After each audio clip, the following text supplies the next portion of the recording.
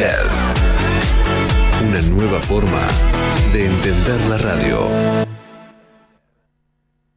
Hermanos, su logística y servicio puerta a puerta están listos para atender todas sus necesidades. Expreso Oliva Hermanos, más de 60 años transportando cargas. Capacitate de forma fácil y gratuita. Accede al Instituto Legislativo de Capacitación Permanente en legislatura.gov.ar. Legislatura porteña. Nos une la ciudad. Córdoba Capital te emociona, te transporta, te moviliza, te hace vivir momentos que quedarán grabados para siempre. Córdoba Capital te divierte, te sorprende, te brinda, te invita a brindar, a celebrar, a sonreír, a disfrutar cada rincón y cada momento. Viví una estadía única en Córdoba Capital. Es única, te emociona. Sin agua estancada, prevenís el dengue. Vacía, limpia y cepilla los recipientes que acumulen agua para eliminar larvas y huevos del mosquito que lo transmite. Encontrá más recomendaciones en buenosaires.gov.ar/dengue. Buenos Aires Ciudad. Vamos por más.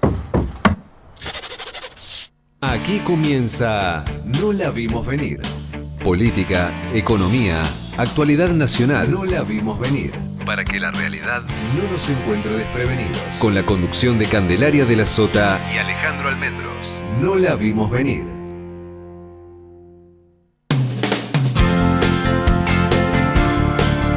Hola, ¿qué tal? ¿Cómo les va? Muy buenas tardes, bienvenidos a una nueva emisión de No la vimos venir, aquí en LED FM, como todos los jueves a partir de la 1 de la tarde. Hoy no está con nosotros Candelaria de la Sota, que bueno, tuvo que viajar a su Córdoba.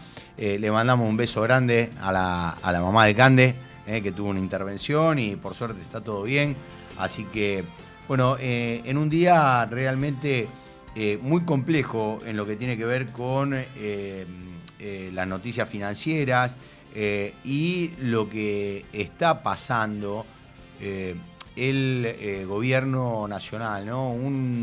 Realmente que unas semanas muy complicadas, las más complicadas desde que asumió Javier Milei, desde que se conocen los audios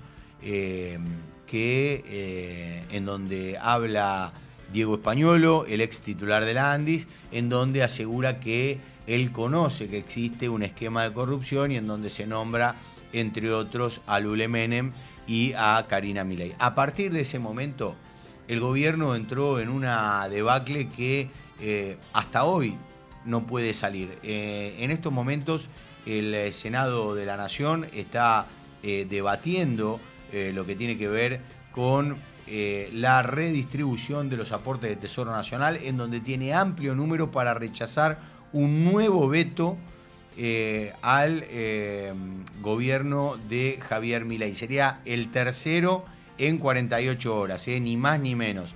Y esto lo que hace justamente es marcar cómo viene trabajando, además, desde lo político el oficialismo. Claro, se cuestiona y mucho cuál es la tarea que está realizando Martín Menem. A partir de ahora se empieza a poner en jaque el cargo que ostenta en la presidencia de la Cámara de Diputados, porque viene, o sea, de las últimas 14 sesiones, en 13 tuvo derrotas de gobierno.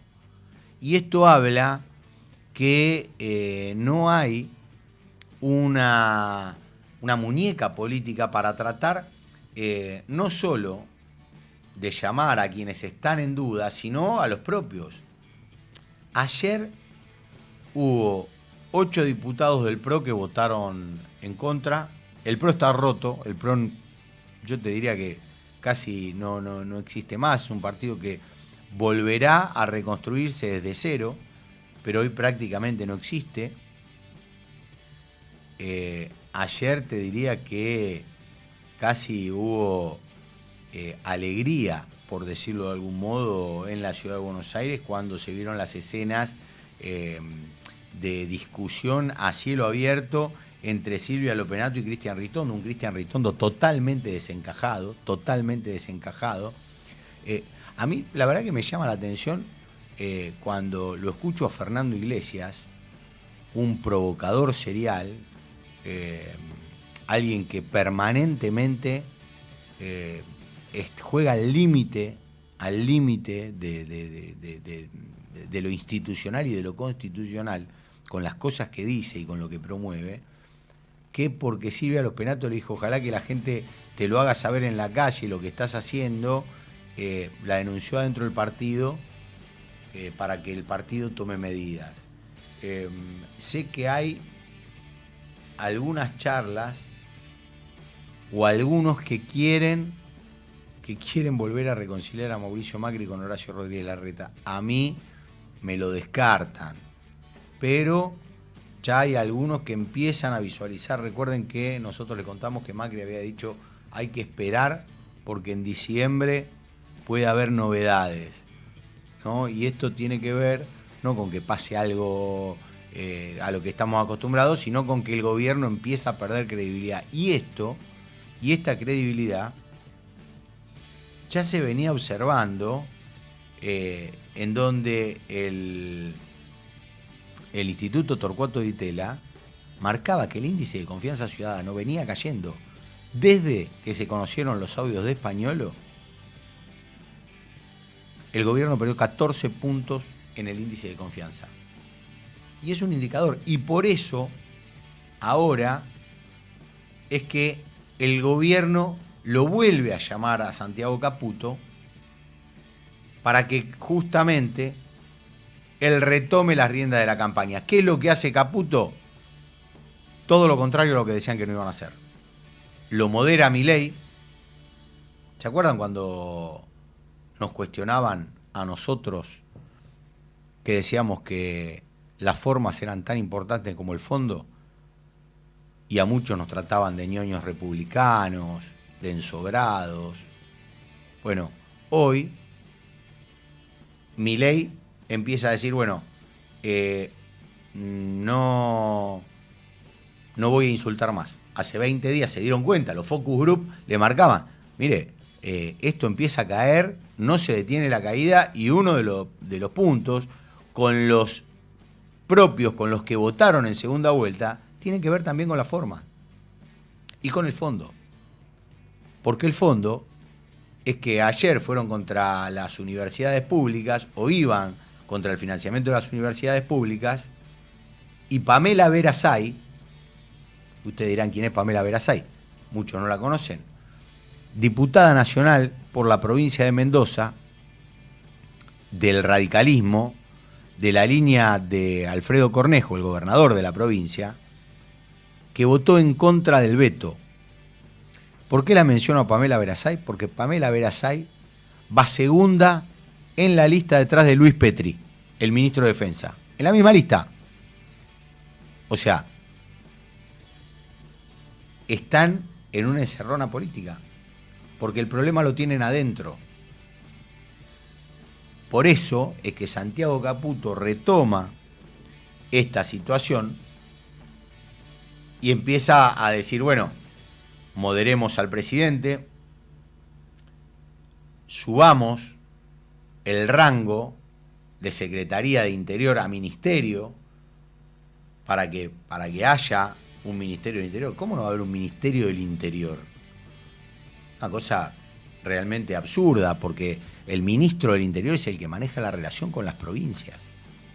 Bueno, se dieron cuenta que esto no funcionaba, y acá la gente también le hizo saber que no llega a fin de mes. El discurso de Milei diciendo la otra vez, si la gente no llegara a fin de mes encontraríamos muertos por la calle, que muestra una falta de empatía total. Hablando de empatía, otro de los cambios que va a haber es que, por ejemplo, Milei en Córdoba aparece en una foto con una nena, cosa que no lo había hecho hasta ahora. El recurso de la denominada casta política, bueno, lo hicieron, ahora vuelven a hacer. Va a Córdoba mañana, porque Córdoba hoy, con una muy mala elección, un muy mal cierre que hicieron Lule Menem y Karina Milei, porque claro, lo llaman a Caputo, esto para que ustedes entiendan, que Santiago Caputo, que es un tipo que no tiene una expertise político, pero de campaña sabe y mucho, esto es indudable, le dijeron, flaco, agarrá vos todo, porque nos prendemos fuego. Claro, pero ¿qué pasa? Esto es lo mismo que cuando traen a un técnico porque el equipo se está yendo a la B, y el técnico te dice, pero escuchá, si vos ya me trajiste los jugadores, yo no puedo elegir los jugadores. Claro, porque hoy, ¿qué pasa? Los candidatos en las provincias en donde hay elecciones fueron todos elegidos por Karina Milei y Lule Menem. Y ese es el gran problema. La marca, La Libertad Avanza, mide más que los candidatos. Por eso, ¿qué hicieron ahora? Lo que no hizo Milei en todos estos 2 años. El presidente no recorrió la Argentina. Y esto, muchachos, es un dato que hay que tener en cuenta. El presidente no recorrió la Argentina. Hay provincias que no las ha visitado. Y entonces, esto es lo que empieza a modificar Caputo. Bueno, vamos a cercanía. Mañana va a la provincia de Córdoba. ¿Qué hace Yarlora? Hoy le dio un aumento, en el día de hoy le dio un aumento al personal de salud. Schiaretti está lejos adelante en la provincia.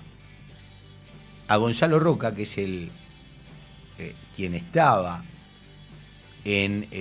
de candidato por La Libertad Avanza, no mide porque no tracciona, no lo conocen.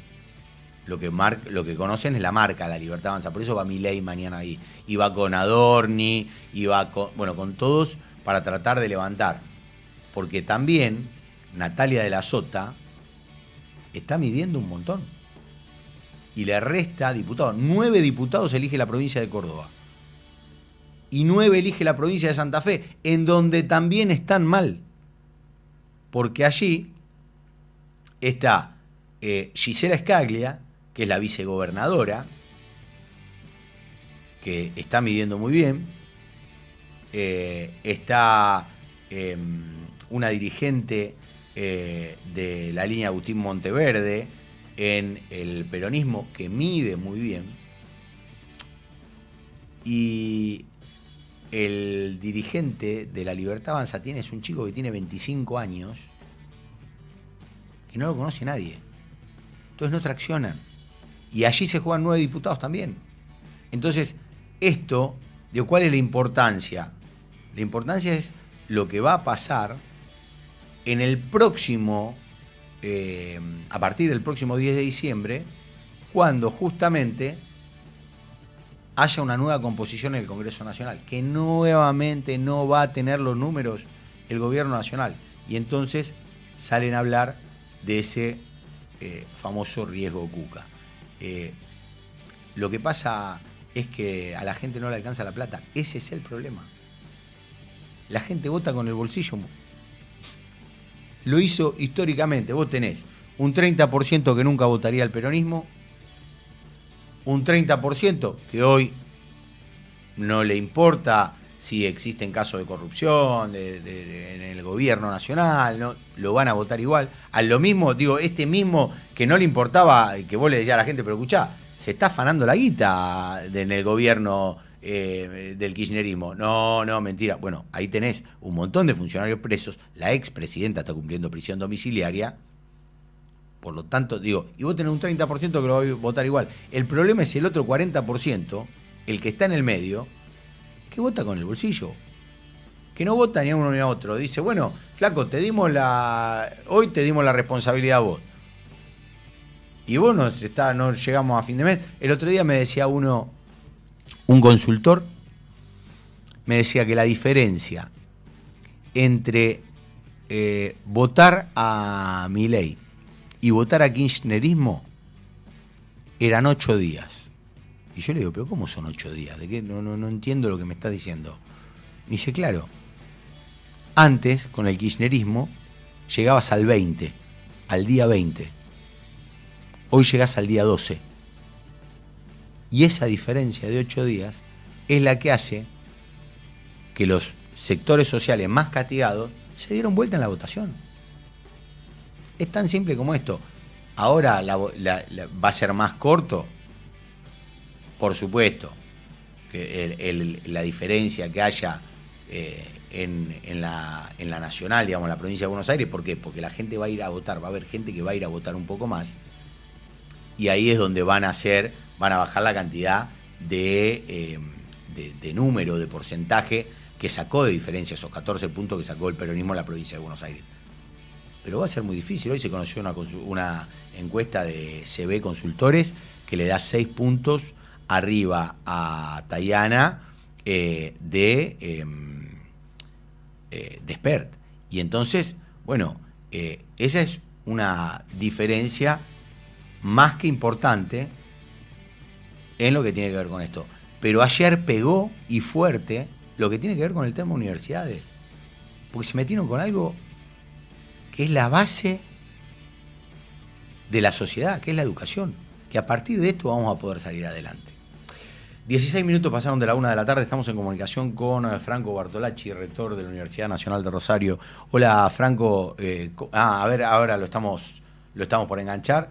Perdón, mala mía, pensé que estaba allí ya con nosotros el rector de la Universidad Nacional de Rosario, teniendo en cuenta lo que fue ayer el veto con respecto a la ley de financiamiento universitario. Allí, la verdad que la situación que se dio en la calle fue realmente muy numerosa. La marcha de ayer fue similar a la primera marcha que hubo. Y eso es un dato no menor. Porque, digo, allí realmente se mostró que la gente estaba disconforme. Entonces, allí hay uno de los temas más importantes de lo que pasó. Pegó lo que está pasando, pegó en la línea de flotación de los votantes. Educación y salud pública. ¿Que no se van a cerrar universidades? Bueno, puede ser, pero digo, si no funcionan, es muy difícil que sigan abiertas. Si no hay dinero para que funcionen. Me decían que el otro día hablábamos con el rector, el presidente del Consejo Interuniversitario, con ALPA, y nos decía que renunció casi el 10% de los docentes. Esto realmente, la verdad que es realmente grave. Ahora sí estamos en comunicación con Franco Bartolacci, rector de la Universidad Nacional de Rosario. Hola, Franco, ¿cómo le va? Alejandro Almendro lo saluda, gracias por atendernos. ¿Qué tal? ¿Cómo están? Buenas tardes. Bien, gracias. ¿Cómo vio el apoyo recibido a la universidad en el día de ayer por parte de la gente y cómo tomó este rechazo al veto de la ley de financiamiento universitario, Bartolacci? Muy emocionado. La verdad que necesitábamos esa ley.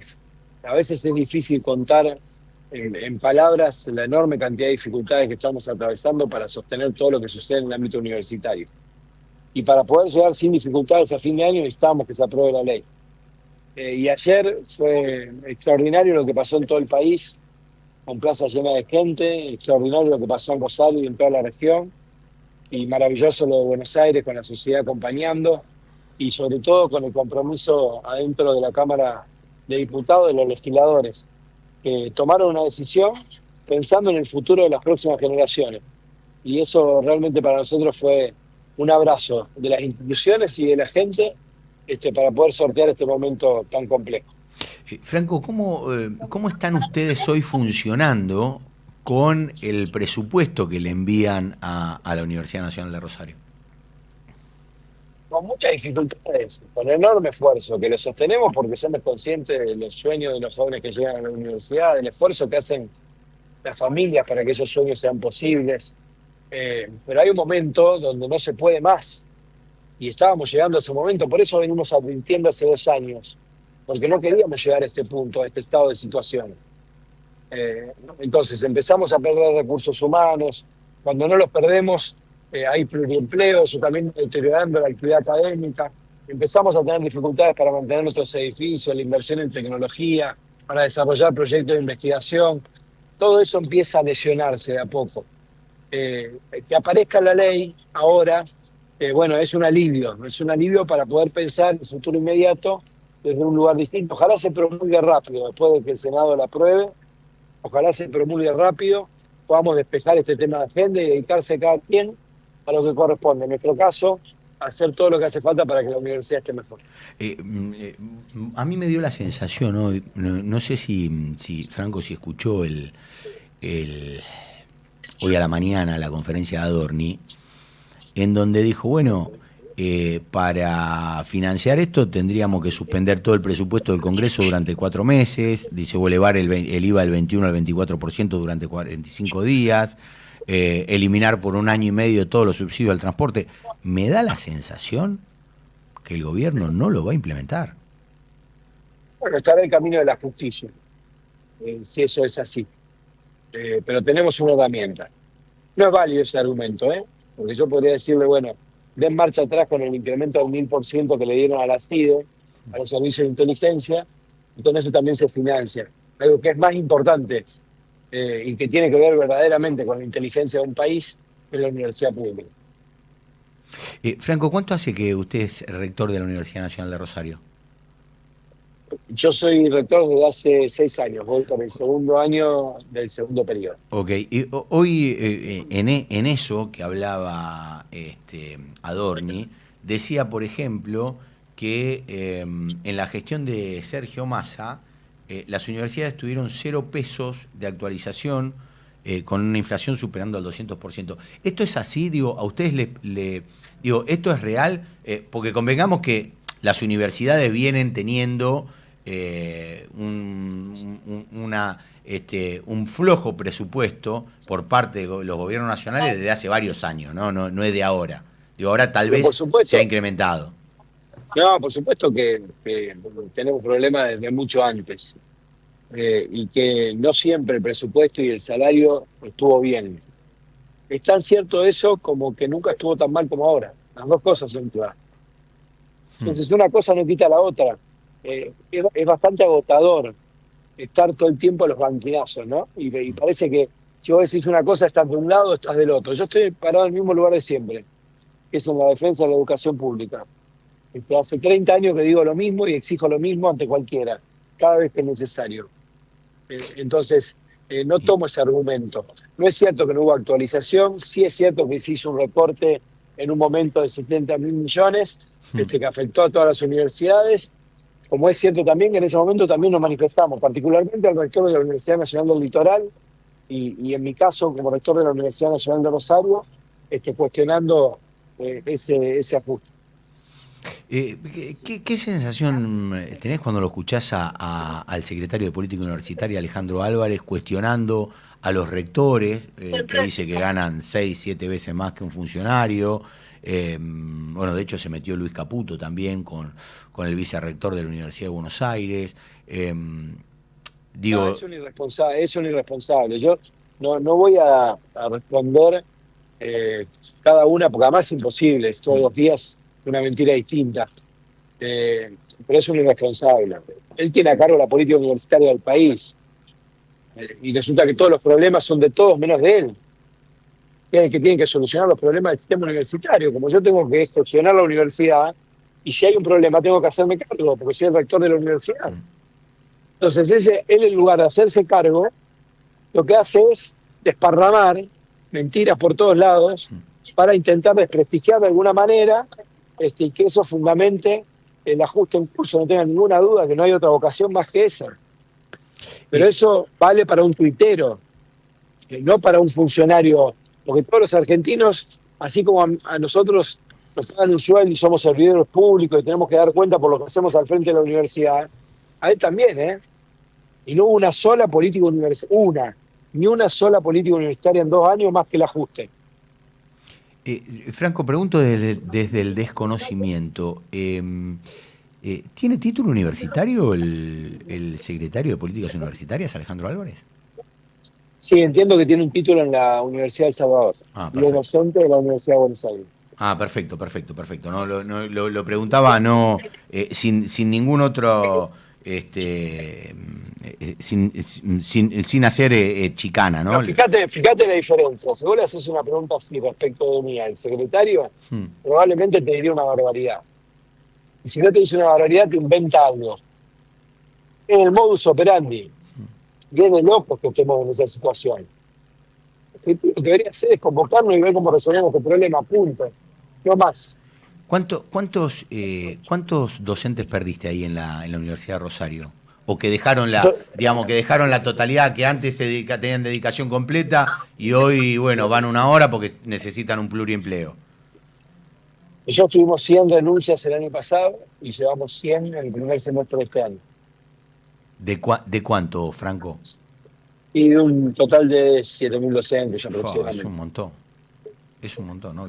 Porque además ahí perdés lo que tiene que ver con la calidad educativa, ¿no? Con la enseñanza, lo que le das a los pibes.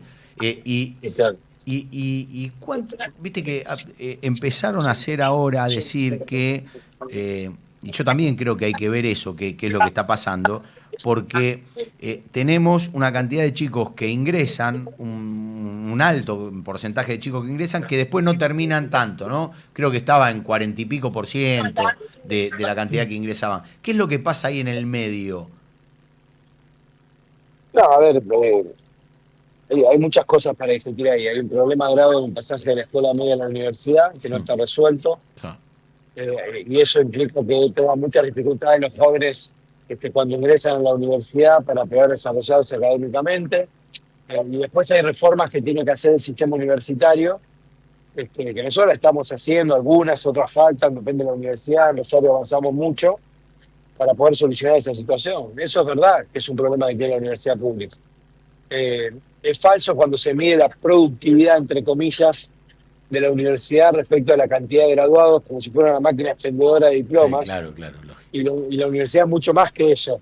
Porque yo te podría decir, la universidad pública forma geólogos o geofísicos, que son carreras carísimas, que si uno la mira desde la perspectiva estrictamente económica, no son rentables. Ahora, por tener geofísicos y geólogos, el país puede pensar vacas muertas. Claro. Entonces, ¿cuánto vale esa inversión? No tiene precio. ¿Vos crees que además, otro de los temas que se está planteando ahora, que dicen que los graduados deberían aportar? Yo creo que, si mal no recuerdo, en Noruega me habían comentado que se hacía, que aportan un 5% después del salario, después de recibidos en devolución a la universidad pública, que a mí no me parecería mal. ¿Cómo lo ves eso? Modelos en el mundo que son interesantes. Yo estoy dispuesto, todo el sistema universitario está dispuesto a discutirlos, sobre la base de analizar algunas cosas que son las cosas buenas que tiene la Universidad Pública Argentina. No como excusa para que el Estado se corra del financiamiento.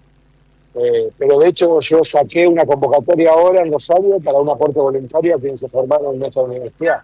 Porque estoy de acuerdo con un modelo de substitución. Mira qué interesante eso. ¿Y te respondieron bien? ¿Te respondieron de buen modo? Sí, muy bien. Claro, muy bien. Y porque sería lógico, ¿no? Digo que cuando te formaron, cuando el Estado te dio todas las herramientas para formarte, que vos después lo devuelvas de algún modo para que el Estado pueda seguir formando a las generaciones venideras, ¿no? Que es lo importante, que es la única manera que vamos a poder salir de todo esto, con educación. Si no, va a ser imposible. Por último te pregunto, Franco, con la plata que te están mandando, ¿no? Con lo que recibe la Universidad Nacional de Rosario, hoy, ¿en qué porcentaje está funcionando normalmente? Hoy estamos sosteniendo todo con mucha precariedad, pero todo está funcionando. Bien. Franco, te agradezco mucho esta comunicación con No La Vimos Venir. Ojalá que se solucione el tema, sobre todo por los pibes y por los laburantes, ¿no? Que también están pasando un mal momento. Claro que sí. Muchísimas gracias. Franco Bartolacci, rector de la Universidad Nacional de Rosario. 30 minutos pasaron de la 1 de la tarde.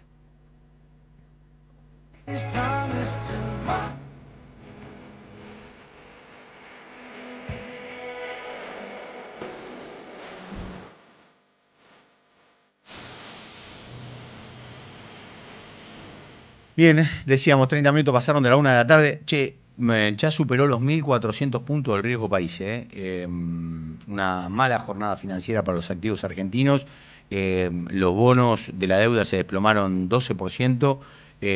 Y bueno, esta es un llamado de atención a lo que los inversores ven de lo que está pasando en la Argentina. Nosotros estamos en comunicación ahora con el diputado nacional de Fuerza Patria, Diego Giuliano. Hola Diego, ¿cómo estás? Alejandro Almendros te saluda. ¿Cómo estás, Alejandro? Un gusto siempre hablar con ustedes. Igualmente, gracias por atendernos. Bueno, Diego, ¿cómo evaluás la jornada de ayer, teniendo en cuenta que fue sobrado el rechazo al veto de Milei, desde lo que se esperaba, porque hubo también, que nosotros contábamos al principio del programa, varios de los aliados que votaron a favor de la ley de financiamiento tanto universitario como de la emergencia pediátrica? Sin duda que hay, creo, por lo menos un viraje en ese sentido de algunos sectores políticos que acompañaron al gobierno hasta acá, que la verdad que lo hicieron desde el comienzo de la gestión y que seguramente esperaban otra cosa, porque nosotros venimos planteando esto desde el primer día. El rumbo del país es un rumbo que va hacia la destrucción de la malla productiva, la caída de la productividad en serio en todas las provincias, en el ámbito también de la economía nacional. Esto ya tiene un color muy fuerte con cada familia, ¿no? Que empezó a llegar la cuenta libertaria, que empezó a llegar el gasto inflexible aumentando en un 50-60%. Es decir, la economía no está funcionando. El ministro de Economía habla de un golpe. Fíjense ustedes, ¿no? Hoy fue muy duro, hablando, digo, contémosle a la gente, Diego, porque el ministro de Economía, Luis Caputo, sacó un tuit hoy por la mañana en donde dijo que la oposición estaba tratando de voltear al presidente. Para mí es gravísimo esa acusación. Es gravísimo. En la Argentina es gravísimo eso. En la Argentina, con nuestro pasado reciente, es gravísimo lo que plantea un ministro que tiene que mirarse al espejo. O sea, lo único que atenta contra el gobierno nacional es el plan económico. Eso es clarísimo. Este sí que es un atentado directo contra la estabilidad del gobierno. Y cuando la urna empieza a sonar, y eso es lo que suena en la Argentina, la urna, la sociedad que se empieza a expresar en una manifestación como la de ayer, que fue pacífica, que fue sana en todo el país, y además la urna, digo, en la provincia de Buenos Aires, 14 puntos de diferencia, y el gobierno decide acelerar el rumbo hacia el error, hacia lo que la sociedad le dice, no nos parece la salida. Ahí está el germen del problema y no en otro lado. No se puede culpar al Congreso, que al contrario ha estado haciendo de bombero hasta ahora, que ayer creo que ha tenido la oportunidad de poner por lo menos un freno. Para eso está la división de poderes, para eso está el sistema democrático, el Estado de Derecho, ¿no? Donde hay frenos y pesos y contrapesos. Hoy diciendo, no vayan al abismo, no vayan al abismo. Hoy Diego, no pareció en la conferencia Adorni, no sé si la pudiste escuchar. Sí. No pareció, recién lo hablaba con el rector de la Universidad Nacional de Rosario, que le decía, no parece que vayan a implementar la ley, porque, dijo, para sancionar o para bancar el financiamiento universitario, dice hay que suspender el presupuesto del Congreso durante 4 meses, elevar el IVA del 21 al 24%, lo de la emergencia pediátrica, dijo, para conseguir esos fondos tendríamos que despedir a 66.500 empleados públicos. ¿Qué puede pasar? Yo escuchaba esas metáforas, ¿no? No son inocentes esas metáforas. No hay ahí una cuestión de comparaciones inocentes. No, lógico. Están hablando de cerrar el Congreso, están hablando, en la comparación, en esa fenomenología que hace el vocero presidencial, ¿no? Que plantea las cosas del extremo. Yo creo que lo que están haciendo aquí es justamente afilar las puntas, en vez de ir resolviendo los problemas que el Congreso y la sociedad les va pidiendo que se resuelvan. Es decir, si van a acelerar en el ajuste más grande de la historia de la humanidad, del cual se regodean, si van a intentar que los votos de los gobernadores en el Congreso se den vuelta por 3, 4 ATN que se repartieron. Sí, 12.000 millones en 4 provincias que además le votaron en contra, porque Misiones le votó en contra. Pero imagínate que además... Y Mendoza también, porque Verasay le votó en contra. Pero es una falta total de consideración. Imagínense a Santa Fe, que es mi provincia, le mandaron 3.000 millones, que es un tercio del pozo del Kini 6 de la semana pasada. Quiero decir, yo creo que si el gobernador de Santa Fe cambiaba su posición, que la verdad que apoyó al gobierno hasta hace unos días, hasta la elección de la provincia de Buenos Aires, eran alumnos privilegiados del gobierno, en discurso y en ajustes. Claro, cuando un gobernador ve que empieza a lastimar a sus propias entrañas, a su propia sociedad, bueno, no le queda otra, ¿no? O le quedan muy pocas cosas por hacer. Entonces, todo esto se empieza a notar, se empieza a ver. Creo que el gobierno tiene que tomar conciencia. Mira, la solución está siempre en la institucionalidad. Por eso el Congreso funciona así, por eso está leyendo muy mal el gobierno. El Congreso está siendo, creo, una válvula de escape de la presión que se está generando. Y eso debería ser muy positivo para el sistema democrático, como a veces lo hace la justicia. Son las válvulas que tiene el sistema democrático para que la presión no quiebre el sistema. En contrario, el ministro de Economía, responsable directo del malestar social que está hoy en el país, habla de que lo quieren derrocar a él o a no sé a quién. Me parece que si seguimos con este lenguaje, con esta violencia, y seguimos no entendiendo a dónde la sociedad nos quiere llevar, que aguantó 2 años silenciosamente, pacíficamente. Bueno, creo que no entender es muy grave, muy grave. Diego, bueno, te agradezco. Bueno, te pregunto por Santa Fe, se vienen las elecciones de Santa Fe, ¿cómo están parados allá ustedes, teniendo en cuenta que, bueno, se eligen ni más ni menos que 9 diputados, ¿no? Sí, nosotros con Karen Tepp, que es nuestra primera candidata a diputada nacional, estamos recorriendo la provincia y sobre todo marcando esta necesidad de mandar el mensaje. La urna es la gran mensajera de la democracia, la gran mensajera. La sociedad tiene que volver a insistir en la urna, tiene que marcar, eso es saludable, marcar un límite, marcar un freno es saludable para el sistema democrático y se tiene que leer bien eso. Entonces creo que esta va a ser una nueva oportunidad de decirle al gobierno que no tiene que encontrar responsables en la marcha de ayer, en los gobernadores que están recuperando la memoria, porque otros han sido como Axel totalmente claros desde el primer día.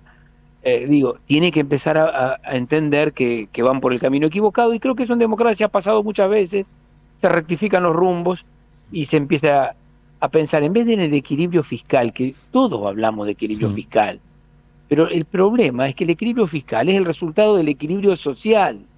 Sin equilibrio social no hay equilibrio fiscal, se rompen todas las variables. Diego, creo que este es el error. Te agradezco mucho esta comunicación con No la vimos venir, como siempre, un placer hablar con vos. Un saludo para ustedes. Muchas Hasta gracias. luego. Diego Giuliano, diputado nacional por Unión por la Patria. Acaba de tuitear la expresidenta Cristina Kirchner, que recordemos se encuentra en prisión domiciliaria por el tema de la causa de vialidad, destacando dice, extraordinario discurso del diputado Nicolás Massot sobre la postura del gobierno de Javier Milei en Naciones Unidas acerca de la existencia de los 2 estados, Israel y Palestina, y la responsabilidad del gobierno de Netanyahu en el genocidio en Gaza. Dice, honra la tradición diplomática de la Argentina. Bueno, esto en el marco de lo que tenía que ver con el discurso que hizo el diputado de Encuentro Federal, Nicolás Massot, en la jornada de ayer, mencionando justamente esto. En otro orden de cosas, el presidente Milei se encuentra reunido en este momento con alrededor de 60 candidatos a diputados y legisladores en Olivos porque, como le decía, ¿no? Para tratar de empezar a remontar la campaña. Va a haber una foto con cada uno de ellos. Teniendo en cuenta esto, el presidente que hasta ahora pensaba que no era necesario, o en realidad Karina y Lule le decían que no era necesario que el presidente bajara al barro de la política, después del sacudón que tuvieron en la provincia de Buenos Aires, Santiago Caputo, quien es el que retomó las riendas de la campaña, le pidió al presidente de la Nación que, justamente se meta con cada uno de ellos, ¿no? Y a partir de eso, entonces, ahí se metió en la campaña y va a empezar a recorrer lo que tiene que ver con todo el país. 41 minutos pasaron de la 1 de la tarde.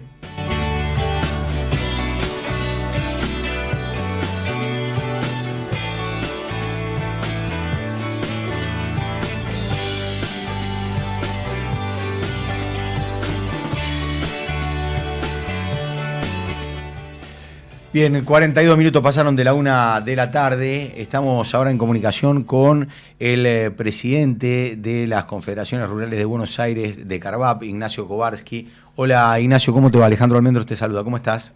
¿Qué tal, Alejandro? ¿Cómo estás? ¿Todo bien? Bien, bien, gracias por atendernos, Ignacio. No, al contrario. Pues es que yo la otra vez, cuando hablaba con respecto a lo que había pasado en la provincia de Buenos Aires, yo decía, ojo, hay que hacer una lectura porque los pequeños productores, las confederaciones rurales, también votaron en contra porque no la están pasando bien tampoco, ¿no? ¿Cómo estás viendo la economía que tiene que ver con el sector, Ignacio? No, yo tengo una mirada diferente, una lectura diferente de las elecciones. Yo, para mí, las confederadas no votaron en contra. Okay. No sé qué votaron, pero sé que, a ver, lo que para mí se confunde es que se votó en el interior con lo que se votó en las rurales o en la comunidad agro más pura. Sí. Las comunidades agro hoy son los pueblos del interior. Ahora el productor y sus servicios de alrededor, no creo que hayan votado, por lo menos la gente que estuvo en el mismo gobierno, que nos cerró las exportaciones, que nos puso retenciones, que nos dijo que era 4x4, que nos hizo pelear, peleó, no nos hizo, nosotros no estamos peleados, pero nos hicieron parecer pelear con la sociedad. Yo no creo que se haya votado eso. Por eso la lectura es diferente. Y sobre todo porque no sabemos qué votó. Debe haber votado de todo, sí, claro, pero seguro no una sola cosa, o seguro no tan determinante como se vio en el resultado. Por eso mi lectura es diferente en el punto de partida. Pero Nacho, ahora, no perdió, sí, el gobierno perdió en ciudades que son ciudades rurales, ¿no? Que son ciudades de campo, como, no sé, te podría mencionar. Son ciudades rurales, son ciudades de campo, pero eso no quiere decir que tuerza el voto. Ah, ok. A ver, yo una persona que no tiene que ver con el agro, por supuesto, vive en un pueblo, si querés, agro, sí, tranquilado, puede votar, sí, Chacabuco. Pero que levanta la persiana todos los días de un comercio. Claro. Esa persona vota con sus convicciones y con sus propios intereses. No dice, a ver, no importa si el campo hoy tiene, de hecho, bien los caminos, importa si pasa con el pueblo. Claro. Entonces, no va a votar a una política de gobierno que en todo caso favorezca al agro, sabiendo que en un futuro le va a ir bien a él, sino que va a votar con lo que está pasando en el día a día. Entonces, los pueblos del interior son agro, pero el voto es otra cosa. Nacho, mencionaste los caminos, es un tema, vos sabés que a mí siempre me preocupa y me ocupa. ¿Cómo está el tema de los caminos para entrar a las zonas rurales? Que eso siempre fue uno de los... Depende del distrito. Okay. Hay distritos que están mucho mejor, son los menos, y hay otros que están muy mal, arriba del 60-70% de los caminos de la provincia de Buenos Aires y La Pampa están deshechos. O sea, hay mucho por hacer ahí, arrancan en los municipios, pero bueno, tenés municipios con voluntad, tenés municipios que recién ahora están reconociendo que hay una deficiencia en su manejo y van a buscar ayuda en tercerizarlo, van a hacer consorcio y demás, pero te digo, es muy particular de cada municipio. Y en eso trabajamos acá tratando de levantar la vara, ¿no? De mostrar los que lo hacen bien y exponer a los que lo hacen mal. Sí, por supuesto. Y si arrancó la siembra de maíz, ¿no? Está arrancando, depende de la zona, pero sí. cuanto más calorcito hace, las fechas se adelantan y cuanto más fresco, las temperaturas, se atrasa todo. Es una cuestión de tiempos. Ahí me decían que esperan una cosecha récord para este año, por lo menos de los últimos 10, 15 años. Están esperando, no sé si una cosecha récord, pero se está esperando, se ve volcado en el presupuesto nacional, mayor recaudación por retenciones. Lamentablemente eso quiere decir dos cosas. Una, que no van a bajar las retenciones, por lo menos en el proyecto de presupuesto. Es un tema que no se habló. Pará, que es un tema que no se habló ese, Nacho. No... Y por otro lado, que si Dios quiere va a haber una mejor cosecha, por supuesto, me toca provincia de Buenos Aires, La Pampa, con lugares donde no va a pasar. De hecho, no van a poder sembrar, no van a cosechar. Estoy hablando de Peguajó, porque están inundados. Carlos Casares, 9 de Julio, Bolívar, lugares donde están inundados, que hoy están cerrando los campos, se está yendo la gente, están cerrando tambos porque la situación es de inundación y desastre total. Y ahí no tenés ninguna ayuda de parte de nadie. Ahí nosotros gestionamos todo, hidráulica, sí, claro. Autoridad del Agua, vialidades, venimos trayendo algunas ayudas. Logramos que el Ministerio de Desarrollo Agrario, a través de hidráulica y demás, pusiera algunas maquinarias en 9 de Julio, pero nos falta mucho porque intendentes como el de Peguajó son muy duros a la hora de... El Peguajó, ¿quién es? Zurro, ¿no? Zurro, el intendente Zurro, sí, ultra kirchnerista. No quieren ni siquiera armar una mesa de emergencia para que los productores puedan tramitar la emergencia, digamos, ¿no? Una locura. Bueno, hay de todo, la verdad que hay de todo. Sí. Che, ¿y pudieron hablar con la gente de la provincia de Buenos Aires? Sí, por supuesto, constantemente.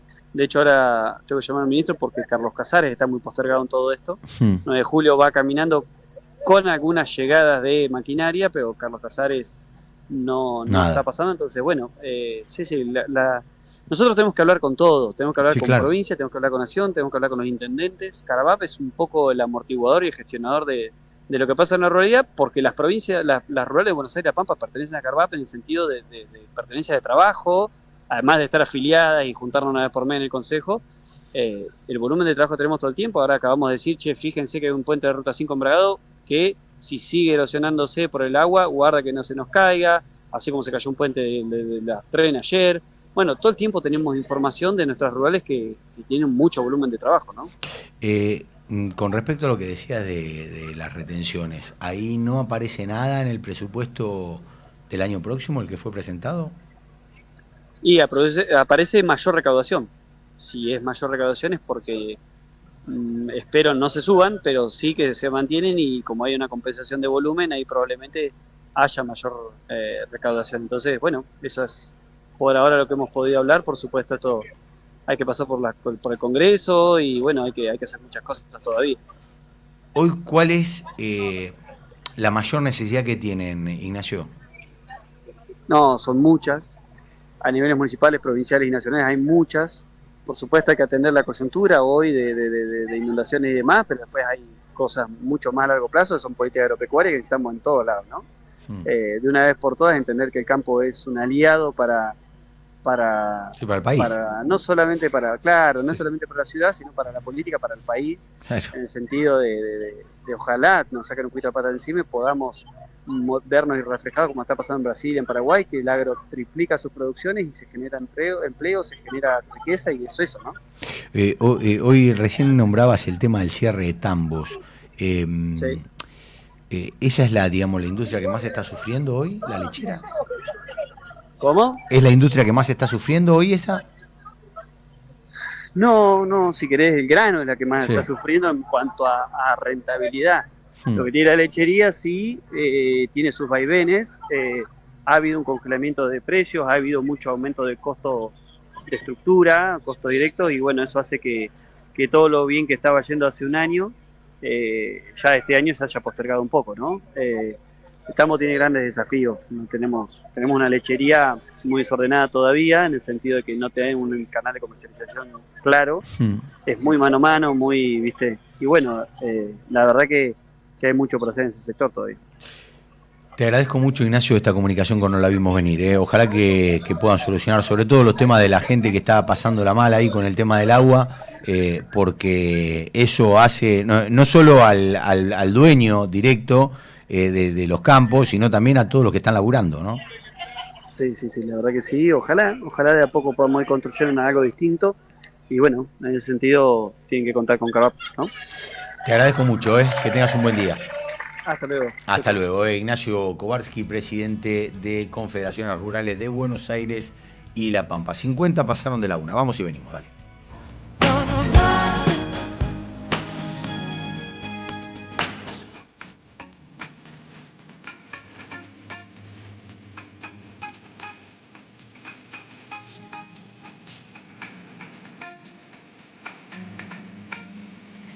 Bueno, 51 minutos pasaron de la 1 de la tarde, decíamos, es una jornada realmente crítica en lo que tiene que ver con el tema económico y financiero. Se sigue discutiendo en el Senado de la Nación lo que va a ser el tercer rechazo en 48 horas a un veto del presidente con el tema de la manera de repartir los aportes del Tesoro Nacional, pero como decíamos, ¿no? Superando los 1.400 puntos del riesgo país, hundiéndose las acciones en 13%. Estamos en comunicación con Julio Gambina. Hola Julio, ¿cómo estás? Alejandro Almendros te saluda, gracias por atendernos.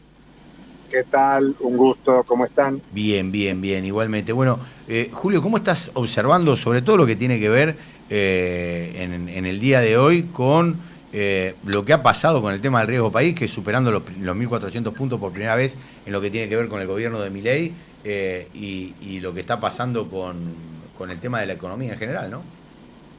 Bueno, primero mucha incertidumbre económica y política. Creo que cambió totalmente el escenario de lo que acontecía hasta hace un par de meses, digamos.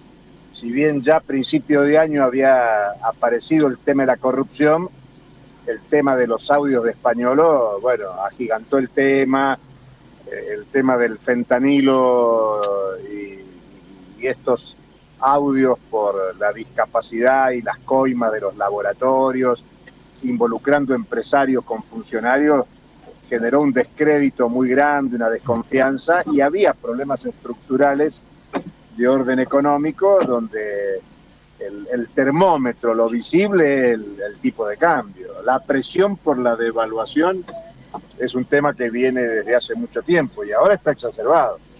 Digamos que ahora, como no tiene suficiente respaldo el gobierno, bueno, la presión es brutal para que se consolide una devaluación, incluso antes del 26 de octubre. ¿Y de qué sectores ves esa presión, Julio? Bueno, siempre fueron los grandes exportadores, los grandes productores y exportadores que necesitan transformar su rentabilidad, colocarla en el exterior. La acumulación de capitales en la Argentina es en el exterior y para eso hacen falta dólares. Cuando hablamos de fuga de capitales, son las tenencias en divisas, en cajas de seguridad, lo que se llama el colchón, digamos, ¿no? Pero también las remesas de utilidades al exterior, que ahora están frenadas porque el cepo a las empresas se mantiene, pero las remesas de utilidades, para eso hace falta que el país tenga dólares. Y también, por supuesto, las inversiones externas de capitales locales. Entonces, la devaluación es un tema que está ahí siempre dando vuelta, es un tema estructural de la economía argentina.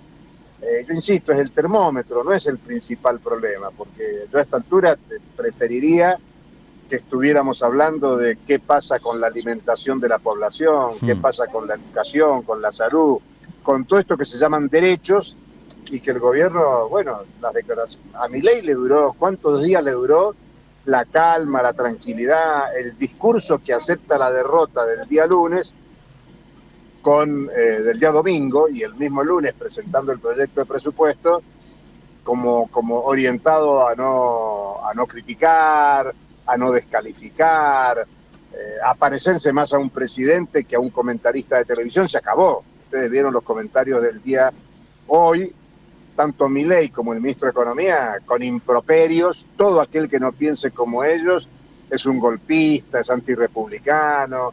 Bueno, un disparate.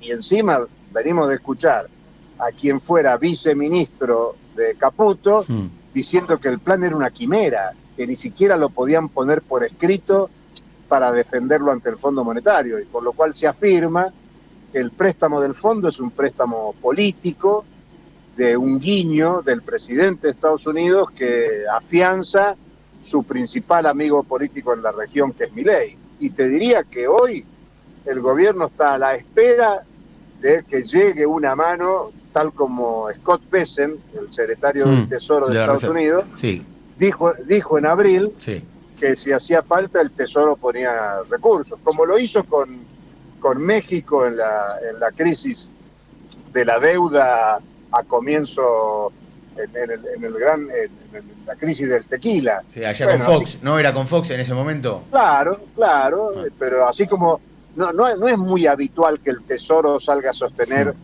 la crisis de un país, solo lo hace con amigos. El tema de que la reserva, ayer la Fed haya bajado en 1/4 de punto la tasa, ¿no le quita presión al dólar?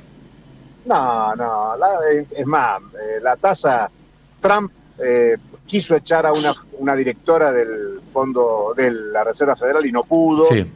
La Corte Suprema, que es pro-Trump, no le aceptó que interviniera Trump en ese despido.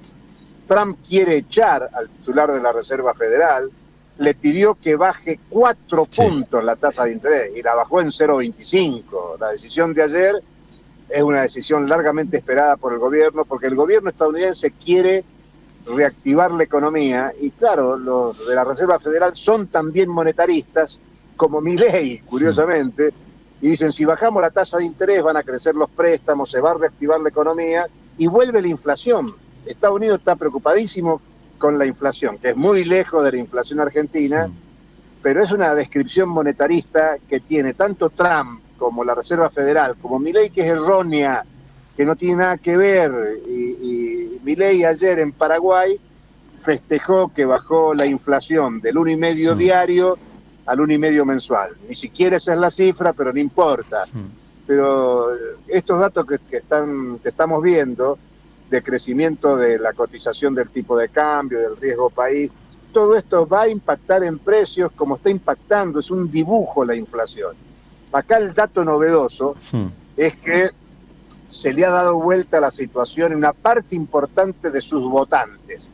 La pérdida de votos en la provincia de Buenos Aires fue el primer dato de una situación de muchísima gente que empieza a descreer. La movilización de ayer, no sé si es más grande que la universitaria de abril del año pasado. Sí. Claro, aquella fue magnífica. Pero esta tiene un nivel... comparativamente estuvo pareja en lo que habla eso, ¿no? El nivel de descontento que había ayer. Claro, puede ser menor, mayor, no tiene tanta importancia, pero quienes estuvimos protagonizando eso en todo el país, muestra que hay un nivel de descontento que ya trasciende a lo que hasta ahora se consideraba oposición. Vos sabés, Julio, que yo hablaba al comienzo del programa que el gobierno había desestimado un indicador que marcaba el indicador de la Torcuato Di Tella, que marcaba la pérdida de confianza en 14 puntos desde que se conocieron los audios de Españolo, que era muchísimo. Que justamente coincidió con esos 14 puntos que le sacó la oposición al oficialismo en la provincia de Buenos Aires. Por último te pregunto, Julio, el hecho de el tema de las bandas, ayer el gobierno tuvo que intervenir para tratar de bajar el dólar. ¿Vos crees que esto no lo va a poder sostener el gobierno? Mira, con el dato, con lo que venimos conociendo del gobierno, no hay plan B. Yo te diría que están dispuestos a morir con las botas puestas, tanto el ministro como el presidente. Entonces no hay, puede ocurrir que esto salte por el aire porque no se lo banquen.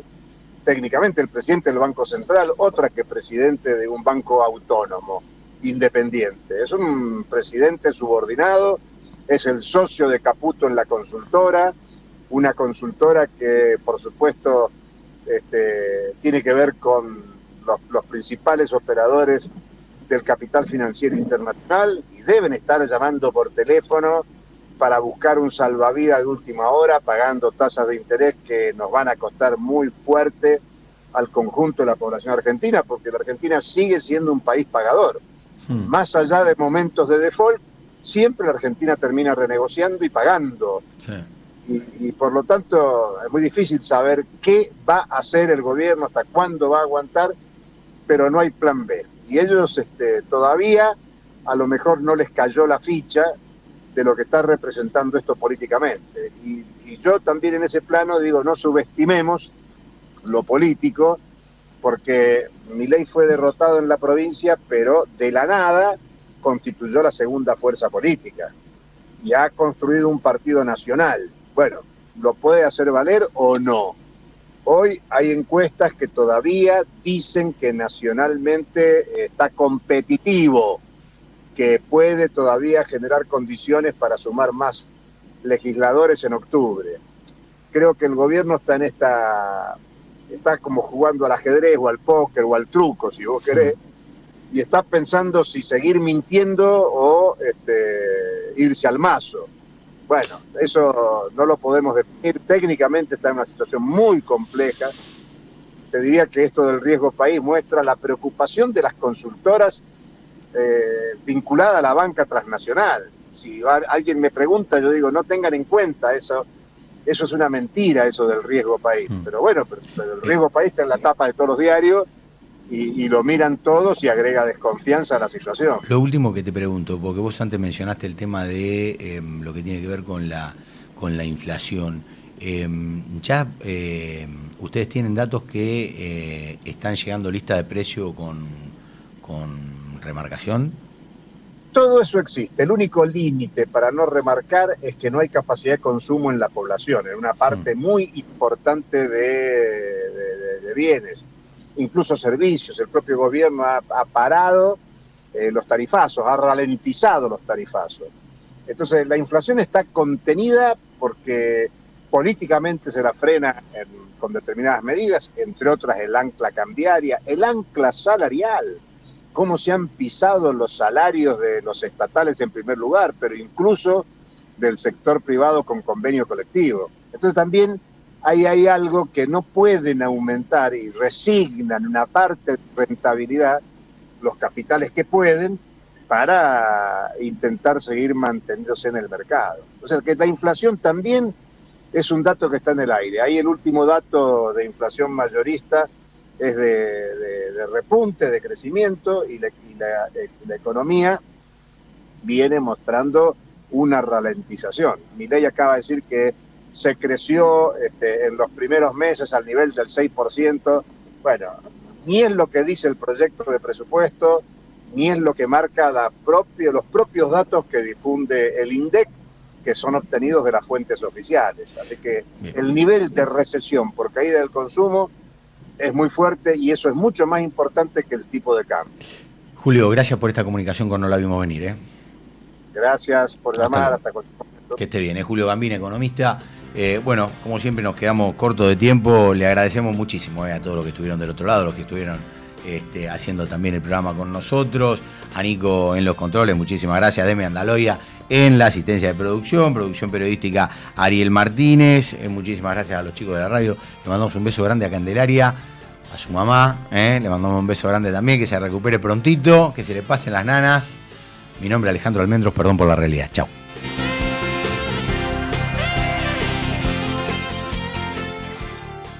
Expreso Oliva Hermanos. Su logística y servicio puerta a puerta están listos para atender todas sus necesidades. Expreso Oliva Hermanos. Más de 60 años transportando cargas.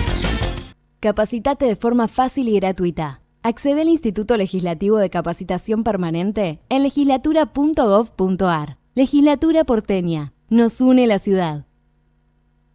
Córdoba Capital te emociona, te transporta, te moviliza, te hace vivir momentos que quedarán grabados para siempre. Córdoba Capital te divierte, te sorprende, te brinda, te invita a brindar, a celebrar, a sonreír, a disfrutar cada rincón y cada momento. Viví una estadía única en Córdoba Capital. Es única, te emociona. Sin agua estancada, prevenís el dengue. Vacía, limpia y cepilla los recipientes que acumulen agua para eliminar larvas y huevos del mosquito que lo transmite. Encontrá más recomendaciones en buenosaires.gov.ar/dengue. Buenos Aires Ciudad. Vamos por más. Esto fue No la vimos venir. No la vimos venir. Por LED.fm. Somos radio en vivo. Somos podcast. Somos música.